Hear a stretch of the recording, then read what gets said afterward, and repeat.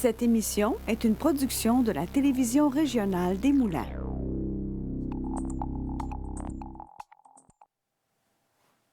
Ce soir, à Vue d'ici, nous abordons le plan nature avec notre chroniqueuse environnementale Cassandra Martel. Et en deuxième partie, on parle allaitement avec la réalisatrice Julie Corbeil. Restez avec nous, car ça commence maintenant.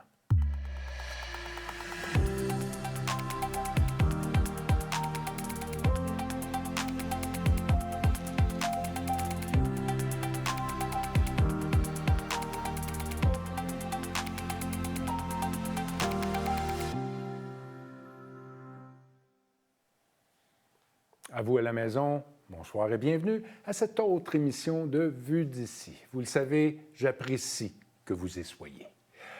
On parle environnement avec notre chroniqueuse environnementale Cassandra Martel. Comment vas-tu? Ça va bien, toi? J'ai dit plan nature. Mais c'est quoi un plan nature? Peux-tu nous décrire ça? En fait, j'ai le goût de te parler de plan avant de rentrer dans le plan nature parce que c'est un mot qu'on entend de plus en plus. Oui. C'est un terme que le gouvernement utilise très souvent, très régulièrement. Un plan, c'est vraiment une feuille de route pour savoir où on s'en va. En ce moment, on parle plan nature, les plans climat, on a le plan montagne pour la Naudière, les plans d'aménagement aussi qui sont en évaluation. Donc, il y a vraiment plusieurs plans qui sont en train d'être mis et le but, c'est vraiment d'analyser, en fait, les besoins, les répercussions que ça peut avoir et de donner un cadre précis, que ce soit, en fait, du provincial jusqu'à la municipalité pour vraiment encadrer là, les actions qui peuvent être prises. Ou des fois, ça peut, comme on le voit avec le plan montagne, partir, en fait, d'une organisation en disant, bien, voici ce qu'on a, comment on peut travailler avec les différents partenaires pour garder ça beau. OK. Ça existe depuis longtemps? Bien, les plans, en fait, ça a toujours existé, mais là, on est vraiment dans une recrudescence de nombre de plans incroyables. Puis là, bien, ça m'amène justement au plan nature, qui est le très gros plan qui a été lancé en octobre dernier. Oui. On parle quand même d'un budget de 900 millions du gouvernement du Québec là, dédié à la conservation et à la protection de la biodiversité au Québec. Et ça inclut plein de monde. Ah oui, en fait, c'est vraiment le but, c'est de le voir le plus transversal possible. Donc, comment chaque niveau, en fait, impliqué, là, chaque niveau de la société peut s'impliquer. Autant, en fait, au niveau gouvernemental, quand on parle gouvernement, c'est autant le gouvernement provincial, national, vraiment, après ça, arriver au niveau des MRC, des municipalités, mais à une échelle aussi très locale, comment les citoyens corporatifs, les institutions peuvent s'impliquer aussi à essayer de faire la différence. On en a déjà un peu parlé, la participation du citoyen corporatif, elle est encourageante? Elle est plus nécessaire, encourageante. mais est-elle encourageante? Ouais. Mais elle est plus encourageante qu'elle l'a déjà été. Là, je t'avouerais qu'il y a quand même une certaine tendance. Mais on commence aussi à leur donner des outils un peu plus clairs. Tu sais, quand on parle de gestion des matières résiduelles, diminution des GES, gaz à effet de serre, on va parler de verdissement, on va parler de réduire le nombre de cases de stationnement, par exemple. Donc, on commence à offrir aux citoyens corporatifs des outils plus clairs, là. Ce qu'il n'y avait pas avant. Bien, ce qui était un peu en négociation ou en analyse, en étude, de dire, bon, comment on fait ça? Puis, tu sais, comme entreprise, tu dis, bien, qu'est-ce que ça va me coûter versus qu'est-ce que ça va me rapporter? On s'entend qu'une entreprise, son but, c'est de faire de l'argent. C'est toujours une question de coût, c'est vrai. Fait que là, on arrive avec des solutions qui ont quand même aussi des gains économiques. Donc, c'est vraiment une différence. Tu sais, on le voit avec les impacts sur l'eau. Si on fait une meilleure gestion de l'eau, tu as des diminutions de coûts au niveau de la taxation. La même chose pour les bâtiments éco-énergétiques. Donc, plus ton bâtiment va être mieux géré au niveau de l'énergie, moins ta facture va être élevée à la fin de l'année. Donc là, on commence à avoir un discours, je pense, qui rapproche le citoyen corporatif là, à l'environnement. Et autant pour le citoyen que le citoyen corporatif, je présume que les outils, est-ce que ça a une incidence sur leur implication? Oui, je pense qu'on se fasse... En fait, qu'on n'ait pas la pression, qu'on se dise, OK, j'ai quelque chose de concret à faire, va diminuer la pression. Tu sais, comme citoyen, un petit geste, des fois, on va dire, c'est banal. Puis là, le geste le plus banal que je vais te dire, c'est prendre le temps d'analyser ce qu'on jette dans nos déchets. Donc, est-ce que ça va au compost? Est-ce que ça va au recyclage? Est-ce que finalement, c'est un déchet ultime qui va à la poubelle noire? Et là, au final, ça a l'air tellement simple. Mais quand on est quelques millions à le faire, bien, ce geste-là vient prendre une grande ampleur et faire une balance, en fait, énorme là, dans l'environnement. Là. Les cibles du plan nature, il y a un plan nature, évidemment, dans la Naudière. Il y en a un dans chaque région. En fait, c'est le Québec qui a pris vraiment le grand axe. Et là, il nous distribue, en fait, cette volonté-là. Elle est séparée, en fait, en 3 axes différents. Le premier, c'est vraiment agir pour préserver et protéger, restaurer, en fait, la biodiversité et la résilience des écosystèmes. Quand on parle de résilience, on va parler justement qu'ils soient plus aptes à subir les changements climatiques Par exemple, les inondations de août, les grandes variations de température. On a eu un Halloween à 25 degrés. Oui. Donc, c'est vraiment, en fait, de s'assurer... Pas terminé. Non, c'est pas terminé. Attendez à Noël. Et c'est vraiment de pouvoir essayer de rendre cette nature-là, en fait, propre et prête, en fait, à ces changements-là. Parce qu'on n'est pas... Je m'en ai dit, pour réparer, mais on ne répare rien. Il faut même nous s'adapter, même? Oui, là, on est rendu à être résilient. On n'a pas le choix. C'est la nouvelle réalité. On en a encore pour... Mettons qu'on arrêterait tout demain matin, toute pollution. On en a encore pour une quarantaine d'années à subir ces changements-là. Donc là, oui, on est rendu à une étape d'essayer d'arrêter, de diminuer la vapeur le plus possible. Et s'adapter. Et justement, ça m'amène au deuxième axe. Le deuxième axe, c'est vraiment axé sur d'encourager, en fait, les pratiques durables. Donc, de vraiment mettre de l'avant qu'est-ce qui favorise la biodiversité, comment on peut faire la différence. Et le troisième axe, c'est vraiment justement d'aller chercher la mobilisation de tous les partis possibles, dans le fond. De vraiment regarder tout le monde et dire, OK, bien, tout le monde peut participer. Est-ce que vous avez quand même une bonne participation, mais est-ce que l'application aussi, elle est non pas simplifiée, mais elle est plus facile qu'avant?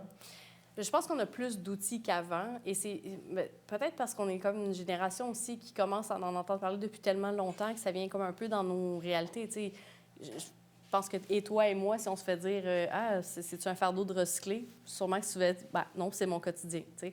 Fait que je pense qu'il y a une espèce de résilience, en fait, à dire c'est ça qu'il faut faire. Fait que les outils ont l'air plus simples dans ce temps-là parce que c'est comme des petits gestes dans notre quotidien ou des grands gestes à l'échelle, justement, là, quand on parle d'une municipalité ou d'une entreprise. Là. Tu parlais de plusieurs plans tantôt. Oui. Donc, vous travaillez sur le plan nature. Est-ce qu'il y a d'autres choses sur lesquelles vous travaillez ou celui-là vous occupe pleinement? Bien, le plan nature vient d'être lancé, puis je t'avouerais que ce qui, régionalement, en fait, ce qui vient chercher du temps, c'est d'analyser comment ça va avoir des retombées, puis comment la Naudière peut faire la différence. En conservation, en ce moment, je pense qu'on est autour de 11 de conservés sur une cible qui est de 30 Fait qu'on est quand même loin. Puis on ne parlera pas du sud versus le nord. Là. Tout ce qui est le sud de notre région, on a de gros efforts à faire parce qu'on n'a plus tant d'habitats que ça à protéger. Donc, on est beaucoup en revalorisation. Puis là, on essaie de voir comment, justement, ce plan nature-là, tu sais, je te rappelle, c'est 900 millions d'ici 2030. Comment ces 900 millions-là vont être redistribués, comment ça va être calculé, ça, on ne le sait pas encore. Fait qu'on attend de voir qu'est-ce qui va arriver pour nous aider localement parlant. Mais on a aussi le plan climat qui commence là, avec les MRC. Donc, c'est vraiment un plan qui est vraiment fait pour présenter, en fait, les risques et les possibilités par rapport au changement climatique.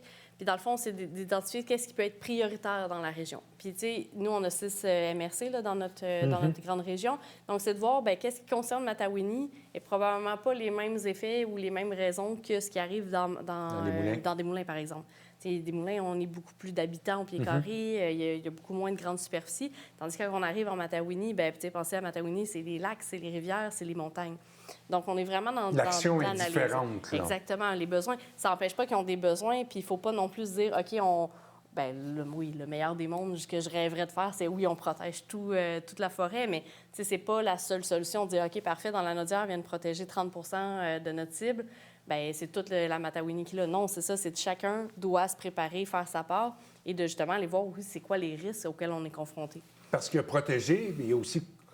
C'est bien beau protéger 30 là, mais il ne faut pas détruire le 70 non plus. Là. Exactement. Puis c'est 30 en 2030, mais c'est un objectif qui est voué à augmenter à chaque fois.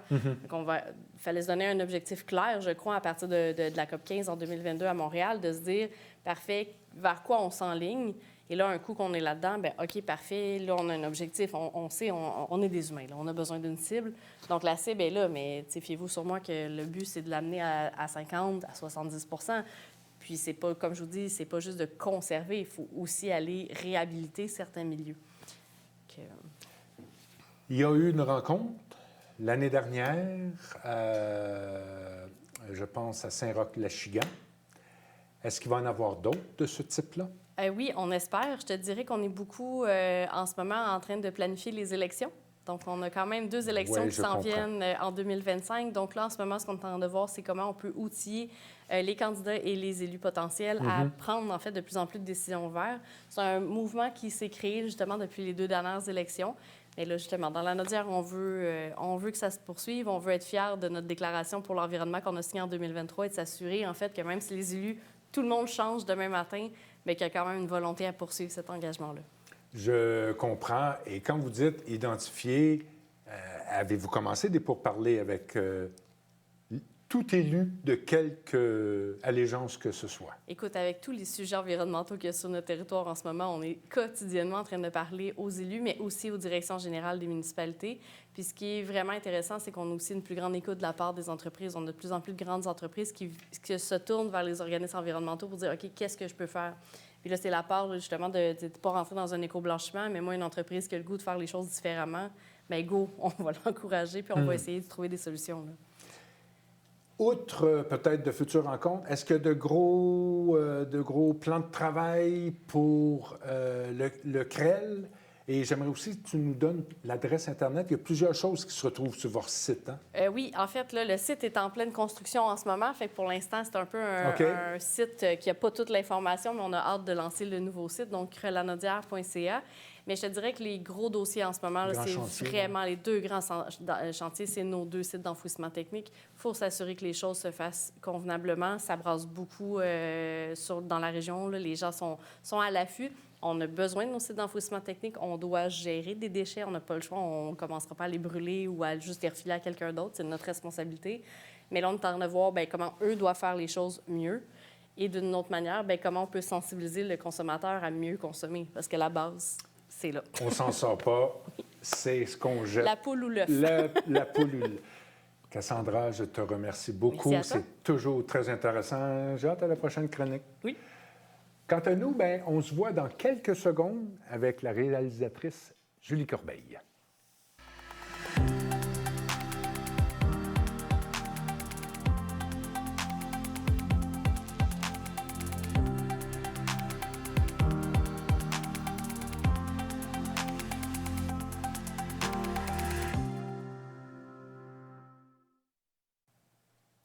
De retour avec vous. Allaiter son enfant, un des gestes probablement les plus naturels et un choix très important pour de nombreuses mères. Notre prochain invité a réalisé plusieurs capsules d'information, d'éducation, justement sur l'allaitement. En soutien, je pense, de la ville de Terrebonne et de l'organisme Nourrissource. Et nous l'avons en studio, Julie Corbeil. Comment vas-tu? Très, très, très bien. C'est un sacré beau sujet. Oui. On parlait un peu avant, quand je disais c'est un geste naturel, mais tu avais quelque chose à dire là-dessus. Bien, en fait, quand j'ai fait ces capsules-là, il y a des gens qui m'ont dit c'est naturel, mais c'est pas inné. Donc, c'est pas nécessairement facile d'allaiter son enfant. Puis même pour ceux, il y en a pour qui c'est facile. Ça a été mon cas. Mais il y en a pour qui c'est difficile. Puis à cause de ça, des fois, quand on se fait dire hey, c'est naturel, bien, les gens, au premier problème, font comme ah, ça doit pas être pour moi. Alors que souvent, il faut juste être bien accompagné puis se dire que oui, ça risque d'être un peu compliqué, même si ça a l'air tout naturel. Puis on s'entend, les capsules, on va en voir un petit bout tantôt, on va en parler. Il n'y a aucun jugement. Le choix d'une femme, c'est le choix d'une femme. On n'est pas ici dans le jugement. Exactement. Puis moi, c'est un angle que j'ai choisi de prendre, de raconter des histoires d'allaitement qui ont fonctionné. Il y en a aussi des femmes qui ont eu des enjeux, mais elles ont toutes allaité. Mais moi, ça, c'était un sujet qui m'intéressait. J'ai pas parlé du non-allaitement parce qu'il y a d'autres qui l'ont fait, mais moi, je voulais raconter des histoires d'allaitement qui fonctionnent, très, très, très diversifiées, puis on aura l'occasion d'en parler. On va en parler un peu. Mais tout d'abord, c'était une commande, c'était une initiative de ta part? Quelle a été ta motivation? Ça a été une initiative de ma part. Finalement, bien, le documentaire, c'est difficile à financer. J'ai essayé un peu partout. Je voulais avoir peut-être une diffusion télé avec Radio-Canada. J'avais des rêves. En fait, je voulais même faire un balado. Mais finalement, c'est plus devenu des capsules qui ont été financées à la fois par la Ville de Terrebonne puis la Fédération de Nourrissource qui travaille justement pour normaliser l'allaitement un peu partout. Et la motivation initiale, bien, c'est parce que je suis une maman qui a allaité et qui allaite encore, en fait. J'ai 2 enfants. J'ai allaité mon fils jusqu'à l'âge de 4 ans et ma fille va avoir 3 ans et je l'allaite encore. Puis, je remarquais qu'il y avait encore beaucoup de tabous autour de l'allaitement, qu'on dit non écourté. Il y en a qui disent non écourté, l'allaitement du bambin, en fait. Oui. Ce n'est pas que ça, le sujet de mes capsules. C'est pas juste allaiter longtemps. C'est d'autres choses. Mais moi, c'était ça ma situation. Puis la première fois que je suis allée tourner pour mon projet ou que je suis allée capter des images, c'était avant le financement, puis ça a été au Centre Ithune, là où il y avait eu une femme qui avait été un peu pointée du doigt par la sécurité là-bas parce qu'elle avait allaité, non pas dans une salle d'allaitement, comme il y a un peu partout dans les centres commerciaux, mais elle avait allaité sur un banc, là, comme ça. Puis de façon très discrète, mais elle s'était fait dire par le garde de sécurité de s'en aller. Puis là, il y avait eu des manifestations au Centre Ithune, donc j'étais allée tourner une première fois, puis c'est comme ça que mon projet a commencé. On va se faire plaisir, si tu veux bien. Oui. Je crois qu'on a un extrait et on va demander en régie, s'il vous plaît, on aimerait le voir. L'allaitement, c'est important au sein parce qu'on a une plus grande adaptabilité du lait. Entre un bébé qui est malade aujourd'hui et qui ne l'est pas demain, le lait va s'adapter.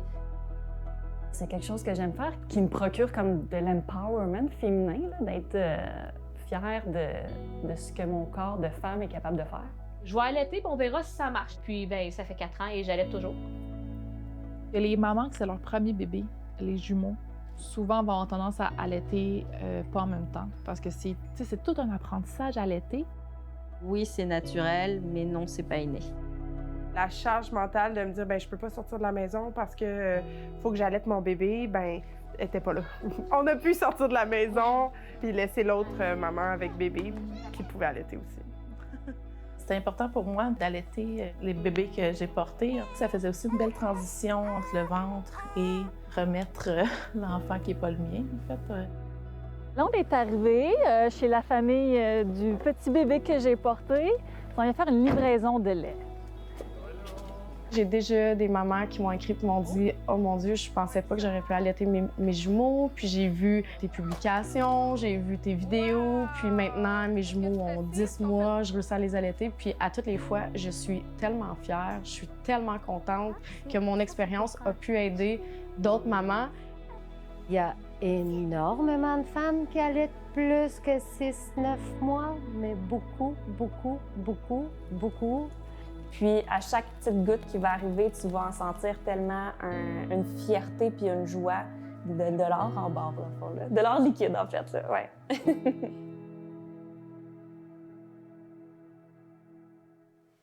C'est plein d'histoires. Oui.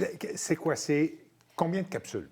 En fait, c'est 7 capsules qui racontent des récits d'allaitement. Donc, une femme par capsule qui parfois est accompagnée de son chum ou des papas, par exemple. Mais il y a aussi une capsule qui est un peu plus générale, disons, sur l'allaitement, sur comment on le vit aujourd'hui au Québec. On a entendu, il y a tellement de choses dans ce petit extrait-là qui m'ont beaucoup intéressé. Une dame qui dit, bien, avant, on s'empêchait de sortir. Tu as parlé de tabou tantôt. Oui. Centre Ithune, il y a des manifestations. Où en sommes-nous rendus? Qu'est-ce que tu as pu constater dans tes capsules de ce que les femmes t'ont dit? Bien, en fait, je crois que la majorité disent qu'il y a eu beaucoup de changements. Je pense qu'il y en a qui en ont parlé avec leur famille autour, leur mère, puis elles savent qu'il y a eu une plus grande ouverture aujourd'hui que jamais face au geste d'allaiter en public. Je pense quand même que les gens commencent à être de plus en plus habitués. La seule chose, c'est que l'allaitement, au-delà de 6 mois, en public, c'est là que c'est un peu plus compliqué. Ouais, les gens ont un regard. Puis moi-même, je pense qu'avant d'avoir des enfants, j'étais peut-être pas si confortable avec l'idée de voir une femme allaiter un bambin. Puis moi-même, qui a allaité mes enfants plus longtemps peut-être que ce qu'on est habitué de voir, je le faisais dans l'intimité. Puis je pense que la majorité des femmes, c'est ce qui se passe. Parce qu'au-delà d'1 an, de toute façon, le bébé, il n'a pas besoin de boire du lait pour survivre. Donc, c'est beaucoup du réconfort. Donc, on est plutôt dans l'allaitement le matin, le soir, avant de se coucher. Puis c'est vraiment des moments intimes. Mais il y a encore, je le vois là, sur les blogs de mamans, les échanges sur les réseaux sociaux, il y a des femmes qui disent qu'autour d'elles, c'est pas accepté. Puis je pense que ça dépend des milieux socio-économiques, des fois, de comment ça a été perçu au fil du temps. Puis il y en a qui vivent vraiment de l'acharnement de certains membres de leur famille pour dire « Arrête donc, là, ça suffit, ça sert à rien ». alors que ça sert à quelque chose. L'OMS recommande même jusqu'à 2 ans, l'Organisation mondiale de la santé, parce qu'il y a des bénéfices, puis même au-delà. C'est juste qu'on se dit, jusqu'à 2 ans, il y a des grands bénéfices à continuer d'allaiter. Parce qu'il y a des bénéfices physiques, il y a des bénéfices évidemment psychologiques. Il y a comme un lien qui se crée, il y a un réconfort. Oui. Plusieurs histoires. Oui. Comment dire? Raconte-nous quelques histoires. Là, il y a des mères qui c'est leur enfant, mais là, on a entendu des mères porteuses. Oui, il y a Ça, c'est des histoires assez incroyables. Oui, j'avais envie de raconter ça un peu. En fait, c'est Nourrissources, la Fédération Nourrissources, l'organisme qui a un peu financé en partie le projet, qui m'a mis sur la piste de ces femmes-là, les femmes porteuses qui ont décidé d'allaiter l'enfant qu'elles ont porté pour... en fait, il y en a une qui a décidé d'allaiter au sein l'enfant qu'elle a porté pour 2 papas qui viennent de France, qui sont venus jusqu'ici pour venir chercher leur petit garçon, leur petite fille, en fait. Mais il y a aussi une autre femme qui, elle, a décidé de tirer son lait plusieurs semaines, puis elle part de Mont-Tremblant pour venir jusqu'à Laval, pour venir porter le lait qu'elle a tiré, parce qu'elle sait que c'est beaucoup mieux et beaucoup plus nutritif pour le bébé que le lait, les préparations pour nourrissons, en fait. Est-ce qu'il y a des situations qui t'ont surprise? Est-ce qu'il y a des moments où, oh, c'est surprenant, là, ça, oh, on va scruter un peu plus, on va que ça a bousculé peut-être des fois, moi, mais je pense que il y a 2 femmes que j'ai rencontrées qui, donc, sont toutes les 2 mamans de 2 enfants. Elles voulaient toutes les 2 allaiter leur bébé. Même, bon, il y en a une qui a porté l'enfant, l'autre qui est bien là, dans le couple et qui voyait ça venir puis qui se disait « Non, moi aussi, j'aurais envie d'allaiter. » Donc, les 2 mamans ont allaité leur bébé. Donc, un couple de lesbiennes qui a décidé d'allaiter en même temps leur bébé. Donc, elles se passaient le bébé dans les parties, puis c'est ça. Oh, mon Dieu, là, je vais avoir de l'air fou. Désolée, je savais même pas que ça pouvait se faire. Bien, ça s'appelle la lactation induite, c'est-à-dire qu'on induit l'allaitement. Eh bien, on fait produire du lait à la maman qui n'a pas porté. Okay. Ça demande tout un protocole, puis il y en a plusieurs façons de faire, mais les femmes qui m'ont raconté leur histoire ont dû travailler quand même assez fort pour produire du lait, parce qu'il faut prendre des médicaments, souvent, ça c'est une façon de faire, mais aussi beaucoup tirer du lait, stimuler finalement les seins pour qu'ils finissent par produire du lait.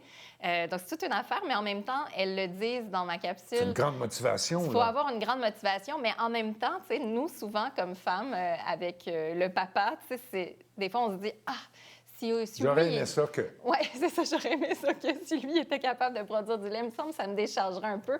Puis, bien, c'est ça qu'elles vivent. Elles ont pu, finalement, se partager ce beau geste, finalement, dans les fêtes. Quand elles étaient tannées, il y en a une qui est fatiguée, elle peut sortir, c'est ce qu'elle disait. Puis, c'était beau de les entendre. Dans toutes ces histoires-là, est-ce qu'il y a pas une ligne directrice, est-ce qu'il y a une ligne commune de toutes ces histoires-là? Bien, moi, en fait, je pense que ce qui rejoint toutes les capsules, c'est le pourquoi. Pourquoi elles ont décidé soit d'allaiter plus longtemps leur enfant, soit pourquoi elles ont décidé de donner leur lait. Donc, c'est ça qui rejoint un peu toutes les capsules. Puis, j'avais envie aussi qu'on comprenne que pour celles qui ont des enjeux, pour celles qui vivent des défis d'allaitement, bien, il y a aussi des ressources. Parce qu'il y en a plusieurs des mamans que j'ai rencontrées qui sont devenues marraines d'allaitement. Ça veut dire qu'elles deviennent des ressources pour d'autres mamans. Surtout, en fait, avec Nourrissources, c'est au téléphone, par texto. Donc, si on vit un problème, parce que c'est très prenant, l'allaitement, je pense, dans les débuts, quand on a un bébé, là, c'est ce qui nous occupe une très, très grande partie de notre journée, un bébé naissant. Fait qu'on a plein de questions, puis il y a des ressources qui sont ces mamans qui ont vécu la même situation. Et c'est une chose il y en a plusieurs aussi qui ont allaité plus longtemps que 6 mois, 1 an, puis ça me rejoint, moi, dans mon expérience. Puis je dois dire que moi, j'avais pas du tout l'intention d'allaiter longtemps. Quand je suis devenue mère, je me disais, c'est sûr que je vais allaiter. Puis dans ma tête, c'était 1 an. Puis tu sais, 1 an, je me disais, ça va être long, mais je vais y arriver. Finalement, un an est passé, un an est passé, puis là, je me disais, je vais peut-être vivre un deuil quand ça va se terminer. Et finalement, mon garçon, je l'ai allaité quand même 4 ans, mais j'ai pas vu venir ça pantoute. Donc, ça a été vraiment une surprise pour moi. Est-ce qu'il y en a eu un deuil quand même après 4 ans ou c'était le temps? C'était le temps. À ce moment-là. Parce qu'après 4 ans, il te manque quelque chose, là? Bien, il faut dire que moi, j'ai eu... La fin de l'allaitement de mon premier est un peu chevauchée le début de l'allaitement de ma deuxième, quand même. Donc, c'est aussi parce que, bon, à un moment donné, parce que c'est possible d'allaiter en tandem, c'est-à-dire allaiter un enfant plus vieux puis son plus jeune, ça, il n'y a pas de problème. C'est juste que je pense que en termes de charge mentale, j'avais besoin d'un petit peu plus d'espace. Donc, mais ça a pris quand même du temps, je dirais. J'ai longtemps allaité les deux. Puis ça aussi, il y a plusieurs récits d'allaitement qui en parlent de ça. Donc, l'allaitement en tandem. Mais aussi, il peut avoir des douleurs. Quand on est enceinte puis qu'on allaite un enfant, c'est quand même plus douloureux. Bref, j'aurais pu arrêter avant, mais ça, c'était le temps. Maintenant, les capsules, oui. On peut les voir? Oui. Et comment? Tranquillement, elles vont... en fait, on a fait un lancement. Parce que là, tu as dit, il y en a 8 en tout. Il y en a 8 en tout. Elles vont sortir une capsule à la fois sur la page de la Fédération de Nourrissources, donc sur la page Facebook, mais aussi sur leurs autres réseaux sociaux. Puis, il va en avoir une par mois. Il y en a une qui est déjà sortie sur une maman de triplé, donc une femme qui... Puis ça, c'est aussi ce qui est intéressant, c'est qu'elle a accouché ses bébés prématurés, donc c'est toujours très compliqué l'allaitement dans des situations comme ça. Donc, elle raconte son histoire. Donc ça, c'est la première histoire et suivra les prochaines, puis une fois par mois. Et après ça, moi, je souhaite qu'il y ait des moments où je puisse aller dans des soirées où on parle à des nouvelles mamans, puis pour leur montrer ça, parce que c'est toutes des histoires inspirantes, puis il y a quand même 30 de la population, 30 des mamans qui vont allaiter au-delà de 4 mois. Donc, ça concerne beaucoup de monde, puis je pense que ça vaut la peine d'être vu, en fait. On va inviter les gens à aller voir. On va s'assurer d'avoir les bons liens Internet sur notre site. Julie, la réalisatrice sociale, merci. C'est un super beau projet. Merci beaucoup. À vous, on se dit au revoir. Merci à toute l'équipe, recherche, régie, studio. On travaille tellement fort pour vous et on aime ça. Au revoir.